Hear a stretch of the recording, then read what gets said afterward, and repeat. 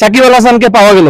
সাকিব ভাই, একটু আগে আপনার সিদ্ধান্ত নিলেন যে আপনি টেস্টে থামার সিদ্ধান্ত আর টি-20-তে হুট করে নাকি?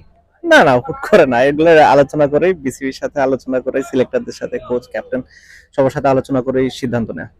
আর থামার আগে কি ফ্যানদের জন্য কিছু বলতে চান কিনা, যদি আপনার শেষ টেস্ট হয়ে থাকে?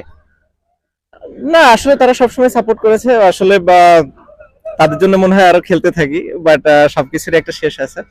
তো তাদের সব সমর্থনের জন্য আমি তাদেরকে ধন্যবাদ জানাই। তাদের আনকন্ডিশনাল লাভ, যে ধরনের বা আসলে ভালোবাসা তারা দিয়েছে বা সাপোর্ট আমাকে দিয়েছে, তার জন্য আমি তাদের প্রতি কৃতজ্ঞ। আর লাস্ট ম্যাচেস, আপনার পুরো ক্যারিয়ারটাই অ্যাচিভমেন্টে ভরা, নিজের অ্যাচিভমেন্ট নিয়ে এখন পর্যন্ত তো খুশি, কোনো আক্ষেপ তো থাকার কথা না? না, কোনো আক্ষেপ নাই, আলহামদুলিল্লাহ। ওকে, বেস্ট অফ লাক সামনের জন্য। Thank you.